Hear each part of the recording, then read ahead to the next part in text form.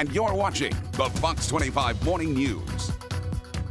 And welcome back to us here. Good Thursday morning. Thanks so much for staying with us. I'm Jennifer Falsetti. And I'm Mitch English.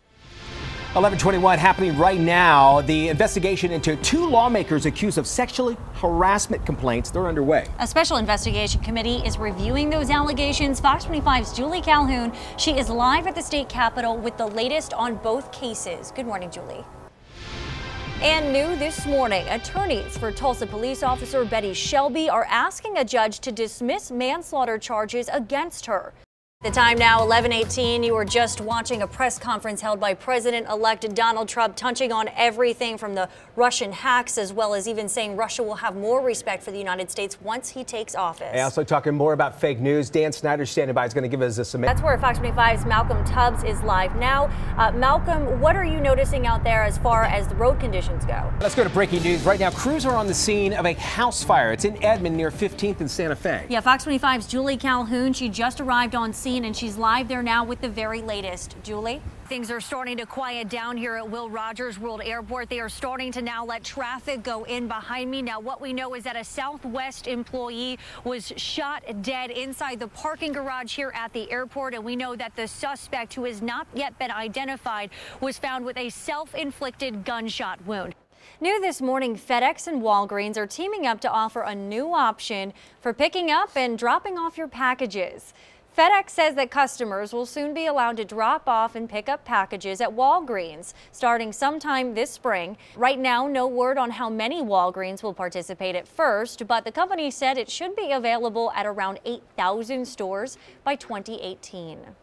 In just the last 10 minutes, Fox 25 has just learned the name of the suspect who barricaded himself inside a home last night. We have actually just learned that Southwest has canceled some midday flights due to the severe weather this afternoon, so we'll have more on that after the break. We also have your back with which areas will see the most freezing rain today, how soon, and the latest on those changing road conditions. Tornado. Right now, the Secret Santa Claus Project is collecting gifts to make all of this possible. Fox 25's Jasmine Anderson is here now in the studio with how you can help. The story is new at 5.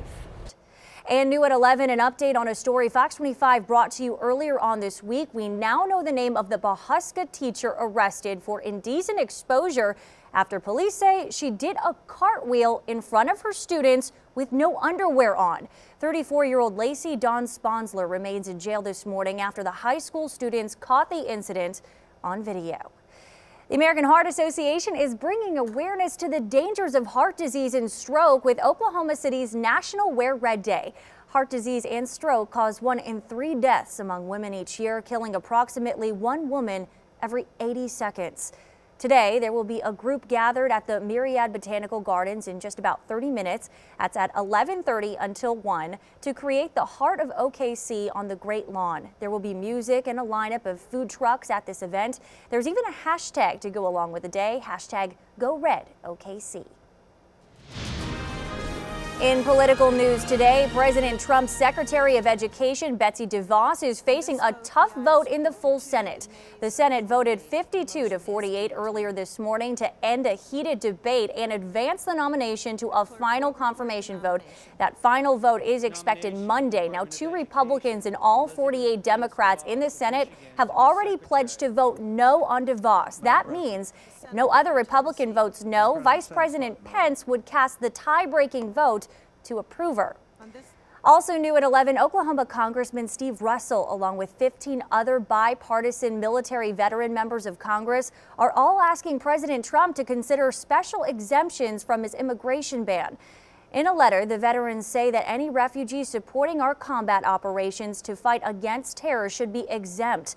Also proposed for exemption, children who need medical attention of American doctors. The congressmen say that their motivation comes entirely from experiencing the horrors of war firsthand. And we have a full letter on our website, okcfox.com, if you'd like to see it. And meanwhile, the U.S. House of Representatives has voted to repeal a law on background checks for guns. It required the Social Security Administration to send the Justice Department names of people who were getting Social Security benefits and deemed too mentally unstable to receive the benefit checks directly. That information would flag their names during the background check to buy a gun. This rule was put in place in the last few days of Barack Obama's presidency. It affects an estimated 75,000 Social Security beneficiaries. Now, the repeal is now headed to President Trump for approval. And back here at home, an Oklahoma lawmaker is one step closer to being the first ever kicked out of office. A 110-page investigation is now out into State Representative Dan Kirby. It shows text messages and nude photos sent to Kirby from a former legislative aide. She said they were solicited, so she filed a grievance with HR back in August. She also says Representative Kirby took her to a strip club. Kirby resigned last year, but rescinded that resignation 5 days later. After poring over the evidence, though, a special committee found that Kirby should be expelled from office. Representative Kirby had 5 years of relationship to let the House of Representatives know that they had a pre-existing relationship. Obviously which constitutes as disorderly behavior and impairs public confidence in the legislature. He had 5 years to do that. Kirby has said the ruling is excessive and he plans to speak publicly about it in the next couple of days. Now it's up to the House Speaker to call for a special vote to remove Kirby from office. 2/3 of legislators would have to approve that vote. Now, that panel also recommended sanctions against State Representative Will Forkiller of Stillwell. He was accused of making inappropriate comments to a high school age page. He would be required to attend sensitivity training on appropriate workplace conduct. Forkiller will also be prohibited from having contact with House Page program for 1 year. Well, just one day after Oklahoma County Sheriff John Wetzel announces that he will step down, another candidate puts his hat in the race. We brought you this as breaking news yesterday at 11. Now we are hearing from Mike Christian himself. You may remember he lost to Wetzel back in November during the election. Christian admits that he is in debt from his last campaign and said that he was shocked to learn Wetzel would step down just weeks after being elected into his 6th term. It's unfortunate. It really is, because some of these issues that we're dealing with today were brought forward way before the last election, and initially we called for Sheriff Wetzel's resignation. It's not that we had a crystal ball, but we knew that something was probably going to come to fruition out of this. Christian says his main focus will be cleaning up the Oklahoma County Jail. He will join Daryl Sorrells, who announced Wednesday that he would also be running for that position. Well, coming up on the Fox 25 News at 11, a popular app could start trading on Wall Street. A look at what the parent company of Snapchat is doing right now to prepare. And we're getting a live look outside. Sunny skies there on your Friday afternoon. The time now is 11:11. We'll be right back after this. Right now we are standing where that accident happened on Tuesday that left a 2-year-old dead. And I want to show you just how dark this section of Cornwall Drive is. I'm going to have my photographer dim the lights here. You can see there are no street lights, and it's just this portion of the roadway. If you go a little ways down, there are some street lights. Now, we've seen several pedestrians just even in the last 10 minutes crossing the road, so you can see how dangerous that can be. And now drivers, they're asking for some change before another tragedy happens. Tuesday, February 21st, just as the sun was going down, tragedy strikes.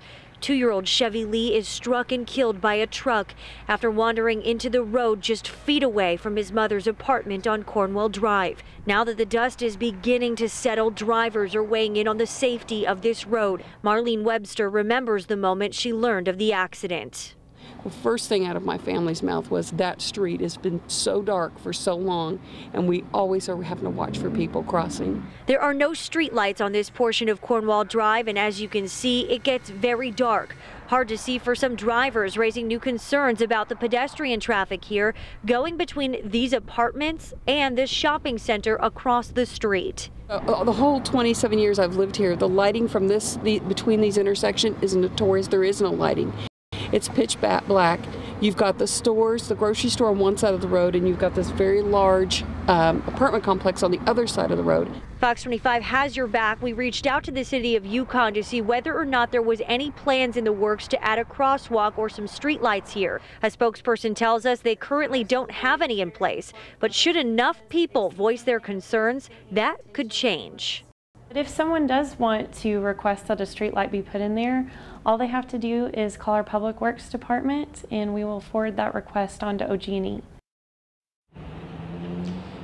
And Mike and Wendy, we had multiple people approach us about just how dark and dangerous this street is. Only some wanted to go on camera. But again, if you do want to express those concerns, the right way to do it is to contact the city. They will then pass that information along to OG&E. And if enough people come forward, then there could soon be some streetlights in this area. Hall with our first round of lab test results in hand. And you'll remember we reported over the past week that the city of Guthrie was blaming the water issues on lake turnover and high manganese levels, but our first round of test results show that the manganese levels in the city's water were well below the EPA standards. So I came here with those results, hoping to sit down and discuss them with the city manager, but it was a conversation he didn't want to have.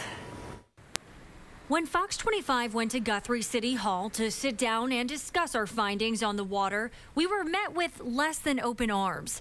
Guthrie City Manager Bruce Johnson said he will wait to comment on our results from Red River Environmental Lab, but he did speak to the Guthrie news page about our story. Last night, we told you about those preliminary findings. Dr. Ming Yu, president of Red River Environmental Lab, says the samples we took from Guthrie resident Erica Combs did not have high levels of manganese, as previously stated by the city of Guthrie. It's the earthy or musty smell. It's kind of a typical algae problem. Dr. Yu says she believes blue-green algae is to blame and is what could potentially be making residents like Erica Combs and her children sick. I've got bona fide proof that we've been getting sick. Guthrie City Manager Bruce Johnson would not speak with us about our report, but did speak to the Guthrie news page, telling them they had not tested for blue-green algae until after seeing our report. But when he spoke with the Guthrie news page, he said, quote, if they don't find the manganese, they have to have another culprit for what people consider to still have as a taste and odor problems, which we agree with. Johnson goes on to say, we don't test for it, but we have tested for it as of today. We should see those results next week. The city manager telling that reporter they will do their tests with an accredited lab. Fox 25 also brought ours to an accredited lab. Red River Environmental Lab is listed under labs accredited by the DEQ. Also, as you can see here, we used only equipment provided to us by that lab, kept the samples in controlled temperatures, even testing that our samples were below 6 degrees Celsius, as we were instructed to do. And we do want to remind you that this is a lengthy and costly process, but we will continue to follow it very carefully. A second round of test results that we took from Fawcett here in Guthrie, we did ship off to another lab to determine whether or not exactly it is blue algae in the water, and if it is, how much. So, of course, stay with us as we continue to follow that. As for our conversation here with the city manager, he has a copy of our results right now. We are still waiting to have that discussion. Reporting live in Guthrie tonight, Jennifer Falsetti, Fox 25 News.